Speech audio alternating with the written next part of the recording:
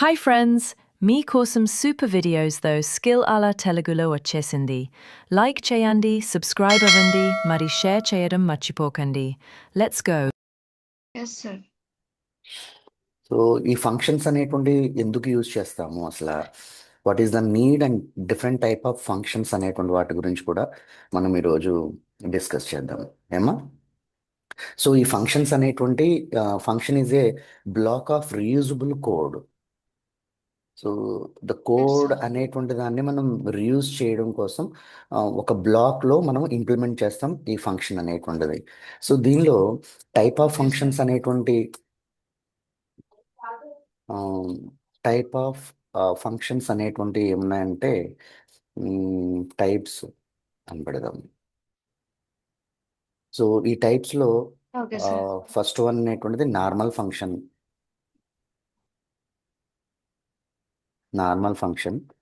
And second one అనేటువంటిది ఏంటంటే arrow function అనేటువంటిది ఉంటుంది. Arrow function. సో దీన్ని ఇంకొక నేమ్తో కూడా పిలుస్తారు. దాన్ని ఏమంటారంటే షార్ట్ సింటెక్స్ అని అంటారు. షార్ట్ సింటెక్స్. ఎస్ సో ఈ విధంగా కూడా ఈ యారో ఫంక్షన్ అనేటువంటి దాన్ని కాల్ చేయొచ్చు. అసలు ఈ ఫంక్షన్ అనేటువంటి వాటిలో ఏవైతే ఉన్నాయో ఈ ఫంక్షన్స్ అనేటువంటి వాటిని మనం ఎగ్జాంపుల్గా కూడా ఒకసారి చూద్దాం. నార్మల్ ఫంక్షన్ అనేటువంటిది మనం ఏ విధంగా డిస్కస్ చేయొచ్చు అసలు నార్మల్ ఫంక్షన్ అనేటువంటిది. నెక్స్ట్ యారో ఫంక్షన్ అంటే ఏంటి అని మనం థియరిటికల్గా మనం చెప్పుకుంటే అది మనకి ఫుల్ఫిల్ అవ్వదు. సో అందుకని నేను ఏం చేస్తానంటే నార్మల్ ఫంక్షన్ అనేటువంటిది ఏదైతే ఉందో ఈ నార్మల్ ఫంక్షన్ అనేటువంటి దానికి ఒక చిన్న కోడ్ అనేటువంటి దాన్ని ఎగ్జాంపుల్గా నీకు చూపిస్తాను. అప్పుడు దాన్ని బట్టి మనకు అర్థం అవుతుంది. ఓకేనా. సో ఇప్పుడు ఫంక్షన్ ఓకే అనేటువంటిది సార్. ఒక ఫంక్షన్ అనేటువంటి దాన్ని ఇంప్లిమెంట్ చేస్తున్నాము. ఆ ఫంక్షన్ పేరు ఏంటంటే యాడ్ అనేటువంటి ఫంక్షన్. ఫంక్షన్ అనేటువంటిది ఎప్పుడు కూడా ఈ విధంగా ఉంటుంది. యాడ్ అనేటువంటి ఫంక్షన్ ఇలా ఏంటి పారంథసిస్ అనేటువంటిది ఉంది. దాని నేమ్ అనేటువంటి దాన్ని మనం ఇక్కడ యూజ్ చేస్తున్నాము, యాడ్ అనేటువంటి ఫంక్షన్. ఓకేనా. సో దీనిలో ఈ పారంథసిస్ మధ్యలో మనం యూజ్ చేసేటువంటి వాటిని ఏమంటామంటే పారామీటర్ అని అంటాం. ఈ పారంథసిస్ మధ్యలో ఏదైతే ఓకే మనం సార్. యూజ్ చేస్తున్నామో వాటిని పారామీటర్స్ అంటాం. అంటే యాడ్ అనే ఫంక్షన్కి మనం పారామీటర్ అనేటువంటి దాన్ని యూజ్ చేస్తాం. ఫర్ ఎగ్జాంపుల్ నేను ఒక పారామీటర్ యూజ్ చేద్దాం అనుకుంటున్నాను. ఏంటంటే ఏ కమా బి అనేటువంటి ఒక పారామీటర్ యూజ్ చేస్తున్నాను యాడ్ అనేటువంటి ఫంక్షన్లో. ఓకేనా. సో ఇప్పుడు ఎస్ సార్. దీనికి ఈ ఎస్ ఫంక్షన్ సార్. అనేటువంటి దానికి మనం ఏమని ఎక్స్ప్లెయిన్ చేసుకున్నాం, బ్లాక్ అనేటువంటి దానిలో మనం ఇంప్లిమెంట్ చేస్తామని అనుకున్నాం. సో కాబట్టి దేన్ని బ్లాక్ అని అంటాం, ఈ విధంగా ఉన్నటువంటి దాన్ని బ్లాక్ అని అంటాం. Yes sir no. Yes sir. ఈ ఎస్ సార్. బ్లాక్లో ఈ ఫంక్షన్ యొక్క ఇంప్లిమెంటేషన్ అనేటువంటి దాన్ని ఇక్కడ మనం యూజ్ చేస్తాం అనమాట. ఏంటి, రిటర్న్ వాల్యూ అనేటువంటి దాన్ని యూజ్ చేసి ఏ ప్లస్ బి. రిటర్న్ వాల్యూ అనేటువంటిది ఏంటంటే ఏ ప్లస్ బి అనేటువంటి దాన్ని నాకు ఇదే ఫంక్షన్ మనం అనుకుంటున్నాం రీయూజబుల్. నార్మల్ ఫంక్షన్ అనేటువంటిది ఏంటని అనుకున్నాం, రీయూజ్ కోడ్ అని అన్నాం కదా. అవును సార్. అవును సార్. సో కాబట్టి ఇక్కడ ఈ ఫంక్షన్ అనేటువంటి దాన్ని ఎందుకు యూజ్ చేస్తామని అంటే not only one time and every time you have to use this particular code. Whenever it is required the particular code or that function, so on the time you have to call as a add function. అదేనా అంటే ఎందుకని అలా చెప్తున్నాం అంటే once ఒకసారి function అనేటువంటి దాన్ని execute చేసిన తర్వాత in some times you cannot reuse that particular code. So అందుకనే ఉంటానంటే ఫంక్షన్ అనేటువంటి దాన్ని ఎందుకు యూజ్ చేస్తామని అంటే ఇలాగా ఈ కన్- ఈ క- ఈ ఫంక్షన్ అనేటువంటి దాన్ని రీయూజ్ చేయడం కోసం మల్టిపుల్ టైమ్స్ యూజ్ చేయడం కోసం ఈ యాడ్ ఫంక్షన్ అనేటువంటి దాన్ని యూజ్ చేస్తాం. Yes sir. సో దీన్ని Yes, మనం ఇప్పుడు మనం ఫంక్షన్ అనేటువంటి దానికి నేమ్ యూజ్ చేసాము, దీనికి పారామీటరైజేషన్ అనేటువంటి దాన్ని యూజ్ చేసాము, ఫంక్షన్ అనేటువంటి దాన్ని ఇంప్లిమెంట్ చేసాం. మరి ఇప్పుడు అవుట్పుట్ అనేటువంటి దాన్ని మనకు రావాలని అనుకుంటే ఎలా అవుట్పుట్ చేస్తామంటే కన్సోల్ అవుట్పుట్ అనేటువంటిది రావాలి. దీన్ని ప్రింట్ చేసేటప్పుడు లాగ్ అనేటువంటి దానిలో మనం ప్రింట్ చేస్తాం అనమాట, కన్సోల్ లాగ్లో. ఓకేనా. ఇది ఏం yes, ప్రింట్ sir. రావాలి మనకి అనేటువంటి దాన్ని. సో నాకు ప్రింట్ వచ్చేటప్పుడు ఏం చేయాలని అనుకుంటే యాడ్ అనేటువంటి లాగ్ ఫంక్షన్ అనేటువంటి దానిలో యాడ్ అనేటువంటి దాన్ని ఇక్కడ పారామీటర్ ఇచ్చాం కదా, ఏ బి అనేటువంటి పారామీటర్ ఇచ్చాం కదా, ఇది నాకు అవుట్పుట్ వచ్చేటప్పుడు నేను ఇక్కడ డైరెక్ట్గా వాల్యూస్ అనేటువంటి వాటితో ఇస్తాను. ఏంటి ఏం యాడ్ చేయాలంటే ఏ వాల్యూ 2 గాను బి వాల్యూ 4 అనేటువంటి దానిగా తీసుకుని నాకు అవుట్పుట్ అనేటువంటిది ఇవ్వాలి. ఓకే ఓకేనా? సార్. సో ఇలా చేస్తే అప్పుడు మనకి Yes, sir. ఏమవుతుందంటే ఫంక్షన్ అనేటువంటి దాన్ని యాడ్ అనేటువంటి దాన్ని ఫంక్షన్ యూజ్ చేస్తున్నాము. దానికి పారామీటర్ వేరియబుల్స్ ఏంటంటే ఏబి అనేటువంటి వాటిని యూజ్ చేస్తున్నాము. ఈ బ్లాక్లో అది ఏం చేయాలని అనుకుంటే వాల్యూ అనేటువంటిది ఏ ప్లస్ బి చేసి నాకు రిటర్న్ అనేటువంటిది ఇవ్వాలి. సో ఇది రిటర్న్ ఇచ్చేటప్పుడు నాకు ఏం చేయాలని అంటే అవుట్పుట్ కన్సోల్ అవుట్పుట్ అనేటువంటి దాన్ని నేను ప్రింట్ చేయాలనుకుంటున్నాను, కన్సోల్ లాగ్ ఫంక్షన్ అనేటువంటి దానిలో. సో అది వాల్యూస్ 2 4 అనేటువంటి దాన్ని ఈ విధంగా చేసినట్లయితే దాన్ని మనం ఏమంటాం అంటే నార్మల్ ఫంక్షన్ అని అంటాం. సో ఇప్పుడు నార్మల్ ఫంక్షన్ అనేటువంటిది కాకుండా ఇంకో ఫంక్షన్ ఏమని చెప్పుకున్నామమ్మా?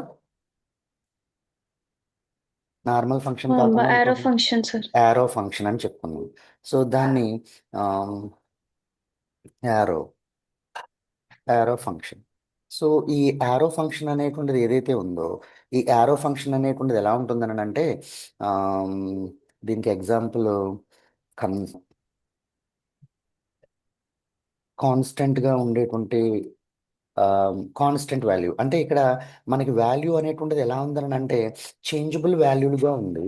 ఇక్కడ మనం ఏంటంటే యారో ఫంక్షన్లో ఎప్పుడు కూడా వాల్యూ అనేటువంటిది నాన్ చేంజబుల్గా కాన్స్టెంట్గా ఉంటుంది. ఏమా నార్మల్ ఫంక్షన్లో చేంజబుల్ ఫంక్షన్గా ఉంటుంది. యారో ఫంక్షన్ అనేటువంటి దానిలో మనకు వాల్యూ అనేటువంటిది ఎలా ఉంటుందంటే నాన్ చేంజబుల్గా కాన్స్టెంట్గా ఉంటుంది. అందుకనే మనం కీవర్డ్ అనేటువంటిది కాన్స్ట్ అని పెట్టి మనం యూజ్ చేస్తాము. దీన్ని మల్టిప్లై అనేటువంటి ఒక ఫంక్షన్ యూజ్ చేస్తున్నాం. మల్టిప్లై మల్టిప్లై ఈక్వల్ టు వేరే ఈ మల్టిప్లై ఫంక్షన్ అనేటువంటి వాటిలో పారంథసిస్ అనేటువంటి వాటిలో పారామీటరైజేషన్ అనేటువంటి దాన్ని యూజ్ చేస్తాము.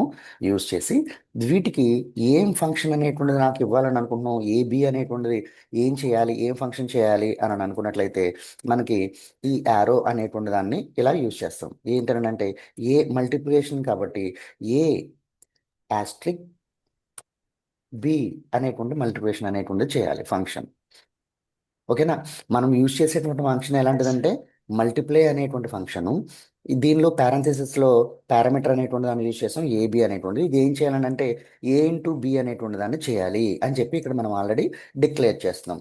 అవుట్పుట్ అనేటువంటి దాన్ని ఇక్కడ మనం చేసేయచ్చు అనమాట. కన్సోల్ లాగ్ అనేటువంటి వాటిలో ఏం చేయాలనుకుంటున్నాం, మల్టిప్లై అనేటువంటిది. సో దేనికి మనం చేయాలనుకుంటున్నాం, వాల్యూస్ అనేటువంటి వాటిని ఇక్కడ మనం డిక్లేర్ చేస్తాం అనమాట. 2, 4 అనేటువంటి వాల్యూస్ని ఇక్కడ డిక్లేర్ చేస్తాం అంతే. సో ఇప్పుడు ఇది ఏమవుతుందంటే ఇది డైరెక్ట్గా నాన్ చేంజబుల్గా కాన్స్టెంట్గా మనకు వాల్యూ అనేటువంటిది వచ్చేస్తుంది నాన్ చేంజబుల్గా. ఓకేనా? Sir. సో ఈ విధంగా మనకి arrow function and normal function అనేటువంటి వాటిని మనం చెప్పొచ్చు అనమాట. ఓకేనా? These are all Yes, the sir. Yes, type sir. of functions. 2 type of functions, normal function అని యారో ఫంక్షన్ అని మనం చెప్పుకోవచ్చు అనమాట. రైట్. సో నెక్స్ట్ ఆమ్, దీనిలో మనం ఫంక్షన్స్ అనేటువంటి వాటిలో ఇంకా దీని తర్వాత ఫంక్షన్స్ తర్వాత మనకి ఇంపార్టెంట్ అయినటువంటి టాపిక్ ఏంటని అంటే స్కోప్ అనేటువంటిది చాలా ఇంపార్టెంట్ అయినటువంటి టాపిక్. Yes, sir. స్కోప్ అని అంటాము. సో ఈ స్కోప్ అనేటువంటిది Scope. స్కోప్ అనేటువంటిది దేనికి సంబంధించింది అని అంటే వేరియబుల్కి సంబంధించింది. Okay, sir. స్కోప్ అనేటువంటిది వేరియబుల్కి సంబంధించింది. చాలా మంది కానీ యాక్చువల్గా ఈ స్కోప్ అనేటువంటిది అవును దేనికి సార్. సంబంధించింది అంటే వేరియబుల్కి సంబంధించింది. అంటే ఒక ప్రోగ్రామ్ అనేటువంటి దానిలో వేరియబుల్స్ని యూజ్ చేసేటువంటి ఆమ్, అంటే వేరియబుల్స్లో వాల్యూస్ అనేటువంటి వాటిని యాక్సెస్ చేసేటువంటి దాన్ని బట్టి మనం ఆ వేరియబుల్స్ని మనం డిసైడ్ చేస్తాం అనమాట. అంటే the scope means where is a variable can be used అని చెప్పొచ్చు మనం ఆన్లైన్లో. Yes, sir. దీన్ని ఈ స్కోప్ అనేటువంటి దాన్ని ఏ విధంగా చెప్పొచ్చు అని అంటే ఎక్కడైతే మనం వేరియబుల్స్ అనేటువంటి వాటిని యూజ్ చేస్తామో యూజ్ చేయడానికి చూస్తామో దాని మీద డిపెండ్ అయ్యి మనం వాటిని టైప్ ఆఫ్ స్కోప్స్ అని చెప్పి మనం యూజ్ చేస్తాం అనమాట. That is the meaning of the scope. Yes, sir. Okay. So అయితే ఈ స్కోప్ అనేటువంటి వాటిల్లో ఎన్ని టైప్ ఆఫ్ స్కోప్స్ అనేటువంటివి ఉన్నాయి. సో అది చాలా ఇంపార్టెంట్ మనకి. సో ఎన్ని టైప్ ఆఫ్ స్కోప్స్ ఉన్నాయని అంటే ఒకటి global scope and second one local scope. వీటిని మనం ఏమంటామంటే global variable and local variable అని అంటారనమాట. ఓకేనా. గ్లోబల్ వేరియబుల్ అని అంటే ఈ వాల్యూస్ అనేటువంటి వాటిని ఎనీవేర్, ఎందుకనంటే మనం ఒక ప్రోగ్రామ్ అనేటువంటి దాన్ని ఒక ప్రోగ్రాంలో కోడ్ అనేటువంటి దాన్ని మనం ఇంప్లిమెంట్ చేసేటప్పుడు నెంబర్ ఆఫ్ క్లాసెస్ యూస్ చేస్తాము, నెంబర్ ఆఫ్ బ్లాక్స్ యూస్ చేస్తాము. ఒక బ్లాక్ అనేటువంటిది ఫర్ ఎగ్జాంపుల్ ఇక్కడ చూడు ఒకసారి. ఫర్ ఎగ్జాంపుల్ ఒక బ్లాక్ అనేటువంటిది ఇలా ఉందని అనుకుందాం. ఒక బ్లాక్ అనేటువంటిది ఈ విధంగా బ్లాక్ అనేటువంటిది ఉన్నాయి. ఇలాంటి బ్లాక్ లో స్టేట్మెంట్స్ అనేటువంటి వాటిని ఒక ప్రోగ్రామ్ లో ఎన్ని ఇంప్లిమెంట్ చేయొచ్చు ఏమా? సార్ ఎన్ని ఇంప్లిమెంట్ చేయొచ్చు ఒక ప్రోగ్రామ్ లో బ్లాక్ అనేటువంటి దాన్ని, స్టేట్మెంట్స్ అనేటువంటి వాటిని మనం ఇంప్లిమెంట్ చేయాలనుకుంటే ఒక ప్రోగ్రామ్ లో మనం ఎన్ని ఇంప్లిమెంట్ చేయొచ్చు ఆ బ్లాక్స్ ని? సార్ ఒక 1 3 మన 3 ఇంప్లిమెంట్ చేయొచ్చా సార్? 3 అని కాదు, ఇన్ఫినిటీ. ఒక కోడ్ని ఒక ఇన్ఫినిటీ. ఒక ఒక ఓకే సార్. సాఫ్ట్వేర్ని మనం ఇంప్లిమెంట్ చేస్తున్నామమ్మా. ఆ సాఫ్ట్వేర్లో మనం ఒక సాఫ్ట్వేర్లో కోడ్ అనేటువంటిది ఎన్ని పేజీలు ఉంటుంది? ఓన్లీ 3 బ్లాక్సేనా? ఓన్లీ 1 పేజేనా? Hundreds thousands no of sir. Pages, hundreds of చాలా పేజెస్ థౌజండ్స్ ఆఫ్ ఉంటాయి. పేజెస్ ఓకే అనేటువంటి సార్. కోడ్ అంటే ఉంటుంది. బ్లాక్స్ అంటే నాకు అర్థం కాలేదు సార్. ఆ, అంటే ఆ ఆ కోడ్లో మనం బ్లాక్స్లోనే కదా ఇంప్లిమెంట్ చేస్తాం. అవును సార్. ఆ అవును కోడ్లో సార్. బ్లాక్స్లోనే ఇంప్లిమెంట్ చేస్తాం. అంటే నెంబర్ ఆఫ్ బ్లాక్స్ అనేటువంటి హండ్రెడ్ థౌజండ్స్ ఎన్నైతే నువ్వు కావాలని అనుకుంటున్నావో అన్ని బ్లాక్స్ని మనం ఒక కోడ్ అనేటువంటి దానిలో ఇంప్లిమెంట్ చేస్తాం. అయితే ఇక్కడ ఫర్ ఎగ్జాంపుల్ మనం ఒక కండిషన్ అనేటువంటి దాన్ని యూజ్ చేస్తామని అనుకో, ఫర్ కండిషన్ అనేటువంటిది. ఈ ఫర్ కండిషన్ సంబంధించింది సార్. దేని వరకు ఇంప్లిమెంటేషన్ అవుతుంది? ఇప్పుడు ఫర్ ఎగ్జాంపుల్ ఇక్కడ వైల్ అనేటువంటిది ఒక కండిషన్ ఉంది, ఇలా దీనికి ఒక బ్లాక్ ఉంది. ఓకే. సో ఇప్పుడు ఒకసారి ఎస్ సార్. నాకు చెప్పు, ఇప్పుడు ఈ ఫర్ కండిషన్ అనేటువంటిది దేనికి, ఎక్కడ, ఏ బ్లాక్ అప్లై అవుతుంది? ఈ బ్లాక్ లేకపోతే ఈ బ్లాక్? పై ఫర్ అనే బ్లాక్‌కే సార్. పై ఫార్ బ్లాక్ దగ్గర. మాత్రమే కదా. దీనికి ఇది yes sir. Restriction, yes sir. ఇది రిస్ట్రిక్షన్. మరి అవును ఈ సార్. ఈ బ్లాక్ లో అవును ఇది సార్. ఇది యూజ్ అవ్వదు. సో అంటే ఈ బ్లాక్ అనేటువంటి దానిలో ఏదైతే వేరియబుల్ ఉందో ఆ వేరియబుల్ ఈ బ్లాక్ లో మాత్రమే ఇంప్లిమెంటేషన్ అవుతుంది, ఈ బ్లాక్ లో ఇంప్లిమెంటేషన్ అవ్వదు. అలాంటి వాటిని ఏమంటామంటే లోకల్ అని అంటాం, లోకల్ వేరియబుల్ అని అంటాం. ఓకే. ఎందుకంటే ఓకే ఈ సార్. ఇక్కడ ఉన్నటువంటి వేరియబుల్ ఈ బ్లాక్ లో మాత్రమే అవుతుంది. అలా కాకుండా ఇక్కడ ఉన్నటువంటి వేరియబుల్ ఏ బ్లాక్ లోకైనా యాక్సెస్ చేయగలిగినట్లయితే దాన్ని గ్లోబల్ వేరియబుల్స్ అని అంటారనమాట. Yes sir. ఓకేనా. దానికి ఒకటి ఎగ్జాంపుల్ చూద్దామా అసలు? గ్లోబల్ వేరియబుల్, లోకల్ వేరియబుల్ అనేటువంటిది అని అంటున్నాం కానీ దానికి ఒక ఎగ్జాంపుల్ మనం చూస్తే అప్పుడు మనకి ఈజీగా అర్థం అవుతుంది. ఒకసారి నేను చూపిస్తాను గ్లోబల్ వేరియబుల్ అనేటువంటి ఎస్ దానికి. సార్. ఓకే. సో ఈ గ్లోబల్ వేరియబుల్ అనేటువంటి దానికి ఎగ్జాంపుల్ చూద్దాం. ఏంటంటే ఆ, మనం మోడర్న్ వేలో వేరియబుల్ అనేటువంటి దాన్ని ఎలా యాక్సెస్ చేస్తాం అనుకున్నాం? ఓల్డ్ వేలో అయితే ఏమంటాం అనుకున్నాం? వేరియబుల్ అంటారని అనుకున్నాం నిన్న. Yes sir. అదే మోడర్న్ వేలో మనం ఎలా యూజ్ చేస్తున్నారు వాల్యూస్ని? లెట్ అనేటువంటి వాటితో యూజ్ చేస్తున్నారు కదా. ప్రీవియస్ మనకి ప్రీవియస్ అట్లా. లో ఒక వేరియబుల్ అనేటువంటి దాన్ని ఇలా ఎక్స్ ఈక్వల్ టు 10 అనేటువంటిది ఒక వేరియబుల్ వాల్యూ అనేటువంటిది ఉంది అనుకుందాం. ఈ వేరియబుల్ని, ఇది ఎక్స్ అనేటువంటిది వేరియబుల్ అని మనం చెప్పాలి అని అనుకున్నట్లయితే ఓల్డ్ వెర్షన్లో ఎలాగా మనం డిఫైన్ చేసాము? వేర్ అనేటువంటి దాంతో డిఫైన్ చేసాం. వేరన్ డిఫైన్ చేస్తాం. అవును సార్. ఓకేనా. సో ఇదే మనం ఇప్పుడు మోడర్న్గా ఎలా యాక్సెస్ చేస్తున్నామని అంటే ఈ విధంగా మనం యాక్సెస్ చేయట్లేదు. ఎలా యాక్సెస్ చేస్తున్నామని అంటే దీన్ని లెట్ అనేటువంటి దానిగా మనం యూజ్ చేస్తే ఎక్స్ ఈజ్ ఏ వేరియబుల్ అని డిఫైన్ చేసినట్లు లెక్క అనమాట ఇప్పుడు న్యూ వెర్షన్లో. అవును సార్. ఓకేనా. సో ఇప్పుడు ఫర్ ఎగ్జాంపుల్ మనం న్యూ వెర్షన్లోనే మనం అవును. డిస్కస్ చేద్దాం. లెట్ ఈ ఎక్స్ ఈక్వల్ టు 10 అనేటువంటి దాన్ని యూజ్ చేసి ఇక్కడ ఒక ఫంక్షన్ అనేటువంటి దాన్ని ఇంప్లిమెంట్ చేద్దాం. ఫంక్షన్ ఏంటా ఫంక్షన్ అని అంటే ఫర్ ఎగ్జాంపుల్ టెస్ట్ ఏ అనేటువంటి ప్లస్ ఎక్స్ ఆ, టెస్ట్. ఏదో ఎస్ సంథింగ్, సార్. ఏదో ఒక ఫంక్షన్ అనేటువంటి దాన్ని యూజ్ చేద్దాం. ఈ ఫంక్షన్ అనేటువంటి దానిలో ఇక్కడ ఒక బ్లాక్ని ఇంప్లిమెంట్ చేద్దాం ఇలా. దీనిలో ఏం బ్లాక్ ఇంప్లిమెంట్ చేద్దాం అంటే లెట్ అనేటువంటిది ఇంకొక వేరియబుల్ y అనేటువంటి దాన్ని తీసుకుందాం. ఈ y వాల్యూ 20 అనేటువంటి దాన్ని డిక్లేర్ చేద్దాం. చేసి ఇది ప్రింట్ చేయమంటున్నాం. ఏమనంటే కన్సోల్ డాట్ లాగ్లో ఏమంటే చేయాలని అంటే X plus Y X plus Y. ఓకేనా? సో ఇలా మనం కాల్ చేసిన తర్వాత ఇప్పుడు నాకు అవుట్పుట్ అనేటువంటి దాన్ని టెస్ట్ అనేటువంటి దాన్ని అవుట్పుట్ని నేను కాల్ చేస్తే ఈ ఫంక్షన్ అనేటువంటి దాన్ని ఈ ఫంక్షన్ని నేను కాల్ చేస్తే అప్పుడు నాకు అవుట్పుట్ ఎంత వస్తుంది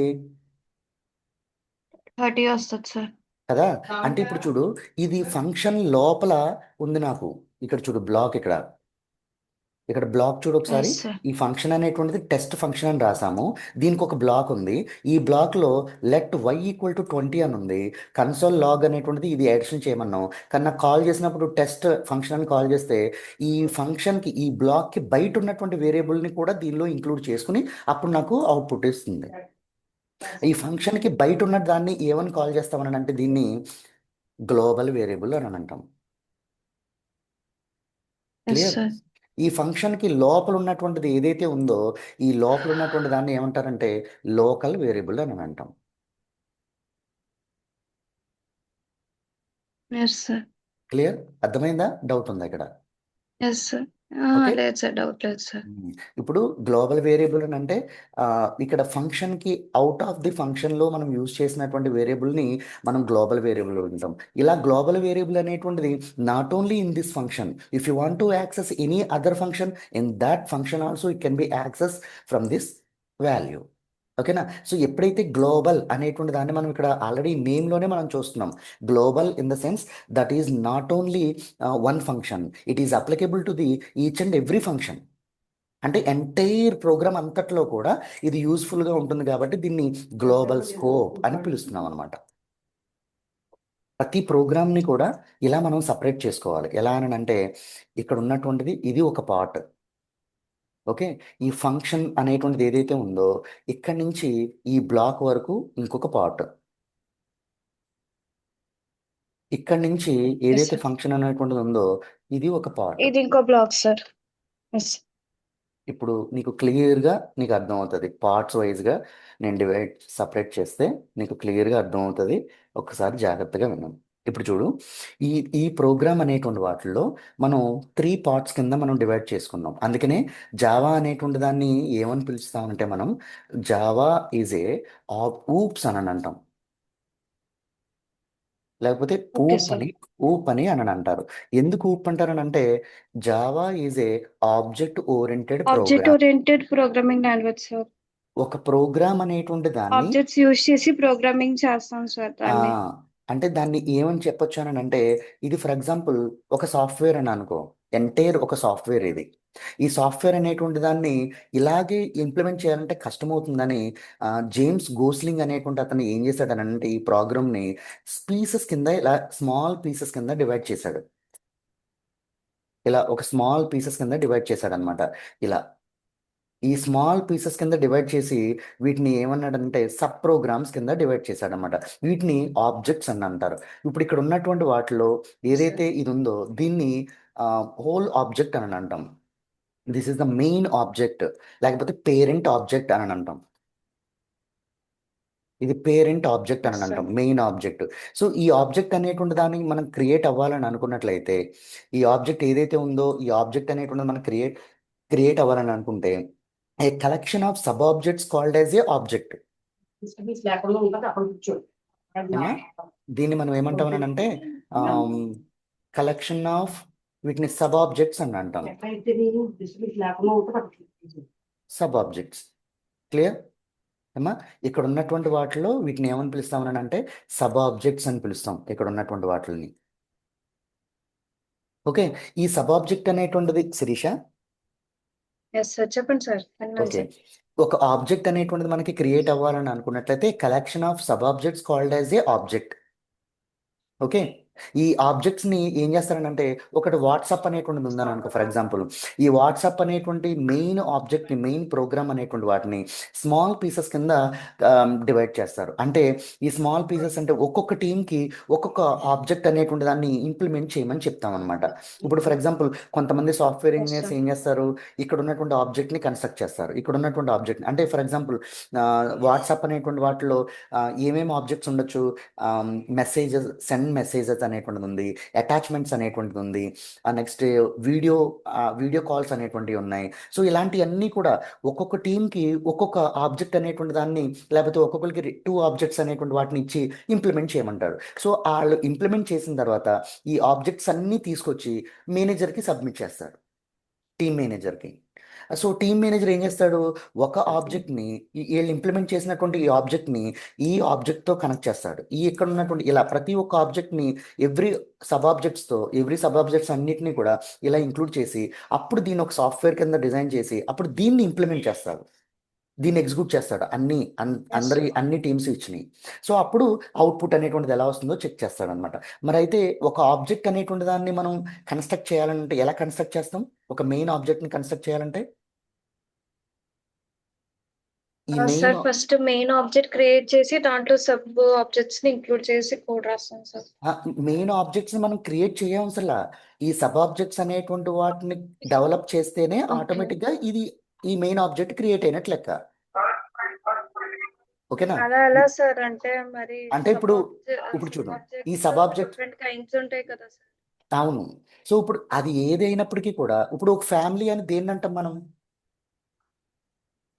ఫ్యామిలీ అంటే అందులో మమ్మీ డాడీ బ్రదరు సిస్టర్స్ వీళ్ళందరూ కలిపితేనే ఫ్యామిలీ అవుతుందా, లేకపోతే ముందు ఫ్యామిలీ అయ్యుండి అప్పుడు సపరేట్ చేస్తామా? లేదు సార్, ఫస్ట్ ఫ్యామిలీ అవుతుంది సార్.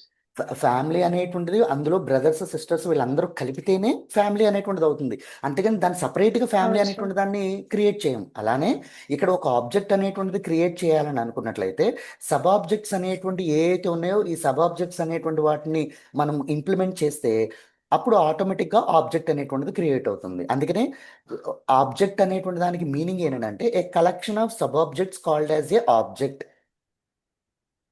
క్లియర్? Sir.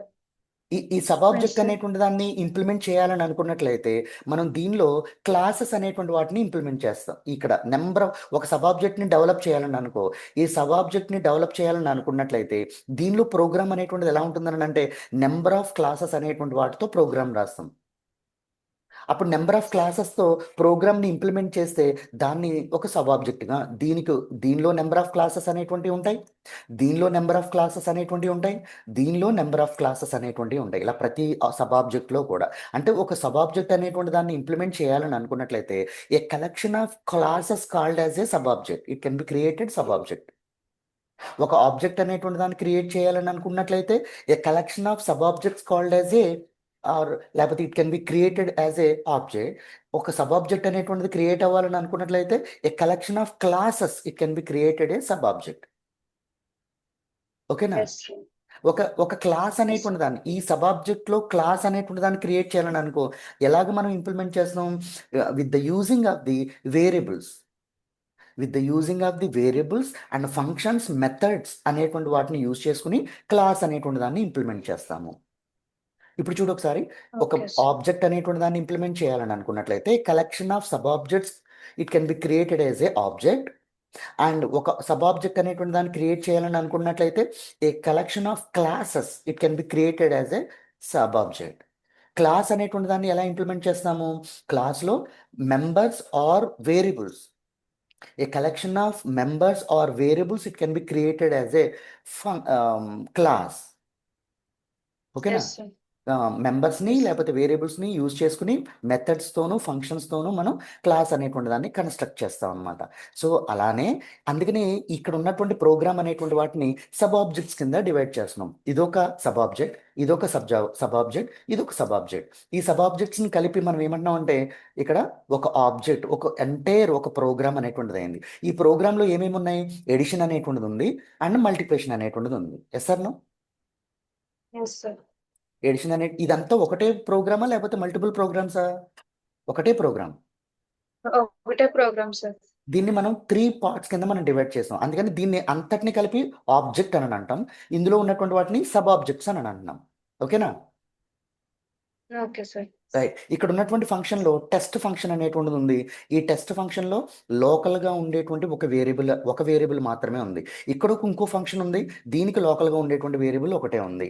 అయితే ఈ 2 ఫంక్షన్స్కి బయట ఇంకొక వేరియబుల్ అనేటువంటి దాన్ని యూజ్ చేస్తున్నాము. ఇలాగా ఈ out side of the function దగ్గర ఒక వేరియబుల్ని యూజ్ చేసినట్లయితే ఆ వేరియబుల్ని ఇక్కడ ఫంక్షన్లో మనం యూజ్ చేసుకుని ఒక క్యాల్కులేషన్ అనేటువంటి దాన్ని ఇంప్లిమెంట్ చేస్తే అదేమవుతుందంటే ఇక్కడ ఉన్నటువంటి వేరియబుల్ గ్లోబల్ వేరియబుల్ అవుతుంది. ఎందుకంటే ఈ ఫంక్షన్కి బయట ఉంది కాబట్టి. బయట ఉండి ఆ ఫంక్షన్ Yes, sir. ఆ వేరియబుల్ యొక్క వాల్యూ దీనిలో యూజ్ చేస్తున్నాం కాబట్టి. అందుకని ఇక్కడ ఉన్నటువంటి Yes, sir. బయట ఉన్నటువంటి ఈ ఫంక్షన్కి అవుట్ సైడ్లో ఉన్నటువంటి వేరియబుల్ వాల్యూని గ్లోబల్ వేరియబుల్ అని అంటాం. ఇక్కడ ఉన్నటువంటి ఈ విత్ ఇన్ ద ఫంక్షన్లో యూజ్ చేస్తున్నటువంటి వేరియబుల్ని లోకల్ వేరియబుల్ అని అంటున్నాం. Okay sir. ఇక్కడ ఉన్నటువంటి ఫంక్షన్ కూడా లోకల్ వేరియబులే అవుతుంది, ఇందులో ఉన్నటువంటి జెడ్ ఫంక్షన్. ఇప్పుడు చూడు ఇక్కడ దీనిలో ఫర్ ఎగ్జాంపుల్ ఇక్కడ ఇది ఫంక్షన్ అవుట్పుట్ ఇచ్చేటప్పుడు నాకు వై ఆస్ట్రిక్ జెడ్ అనేటువంటిది, వై అనేటువంటిది ఏంటి? ఈ వేరియబుల్, ఈ ఫంక్షన్లో వేరియబుల్. జెడ్ అనేటువంటిది ఏంటి? ఈ ఫంక్షన్లో వేరియబుల్. ఈ ఫంక్షన్కి అవుట్ సైడ్లో ఉన్నటువంటి ఈ వేరియబుల్ నేను ఇక్కడ కాల్ చేస్తే వర్క్ అవుతుందా? యాక్సెస్ అవుతుందా?